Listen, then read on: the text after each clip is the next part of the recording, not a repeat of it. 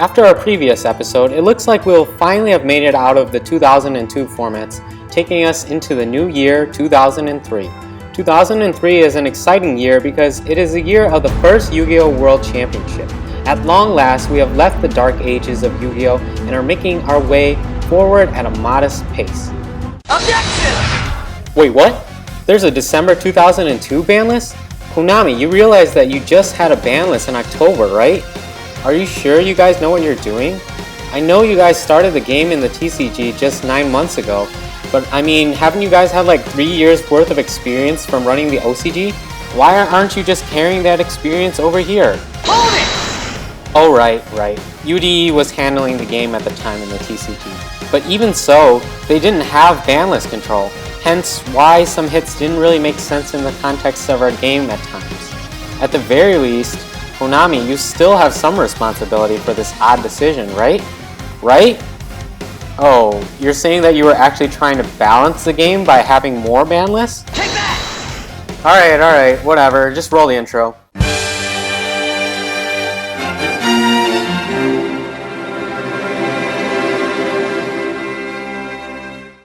Welcome to History of Yugioh. I'm Master Fox and I'll be your host. In this episode, I will cover the era from December 2002 to January 2003. I kind of lied to you guys in the last episode telling you that we actually made it out of the year 2002, but we aren't entirely home free yet. December 2002 clings onto the game for a little bit more as the December 2002 ban list came out at the start of that month. It seems really odd for a ban list to come out only 2 months later, since past ban lists have been on 3-month cycles, but hey, it was the Duelist Kingdom era, so screw the rules. But in actuality, there was good reason for this ban list. It may have been a sort of emergency ban list, without outright mentioning of it as such. Since, well, if you watched the previous episode, you know that the game was basically devolving into Jinzo versus Imperial Order. No spells or traps for anyone. Sounds like a magnificent time in the game, doesn't it? Thankfully though, the December 2002 ban list came out and Santa got everyone's wishes covered too, since I'm sure most people could not tolerate additional formats with multiple Jinzo and Imperial Order crushing their hopes and dreams. See guys, floodgates were actually always a thing in Yu-Gi-Oh! You kids think that they are a recent problem that just popped up out of nowhere, but they've been with the game longer than probably most of you have. It's just the lack of heavy storm that further accentuates this problem. Oh wait, I didn't mean for this to get political.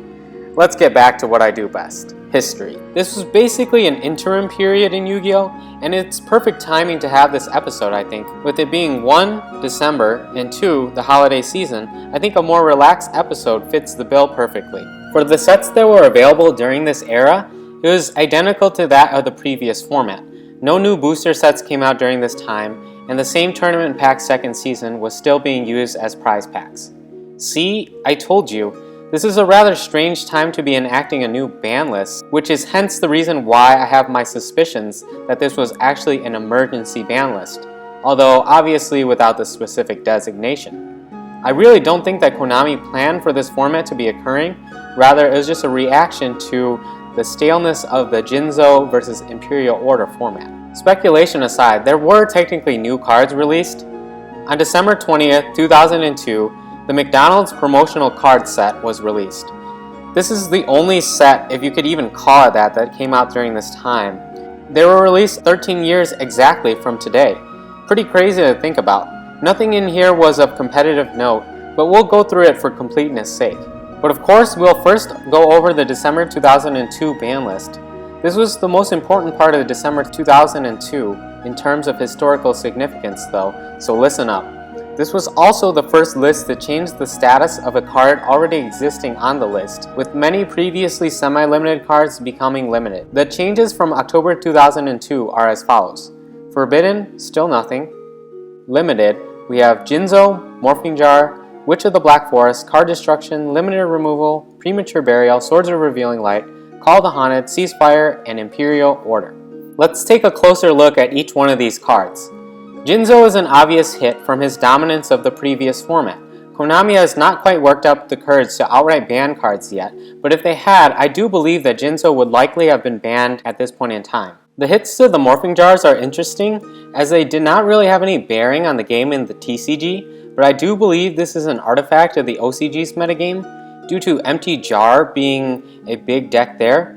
That was in essence a mill deck that was incredibly fast. The OCG had Book of Moon in Pharaonic Guardian already, so this deck was able to be played. Morphing Jar number 2 is actually semi-limited, but I decided to talk about it here since it's linked to the original Morphing Jar. Then we see Witch finally being cut down. Her floating ability was absurd at this point in time in the game, basically always being able to tutor with any form of destruction unless she got hit by something like a nobleman while she was set, but that was pretty unlikely. We also see a bunch of staple spells and traps getting limited. The one that you should look out for, since it's pretty hilarious though, is Swords of Revealing Light. Just watch it carefully from episode to episode from here on out, as well as in a couple of the previous episodes. It's basically the banlist Traveler before Chaos Sorcerer existed. It was first semi-limited, and now limited, and it will be moved again and again in at least the next handful of subsequent lists for basically no real reason, other than Konami having no idea what they want to do with it. Ceasefire is also an interesting limit. I don't really have an explanation for it though, so I'll just leave it at that. Lastly, and most importantly, Imperial Order is satisfyingly limited. No need to explain much here.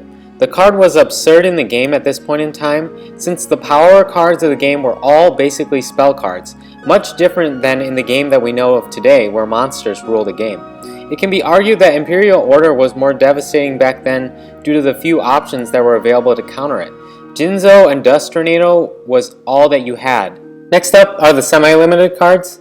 We have Morphing Jar number 2, Nobleman of Crossout, and Backup Soldier. Morphing Jar number 2 I already mentioned before. Nobleman of Crossout is hit for being a very good staple card.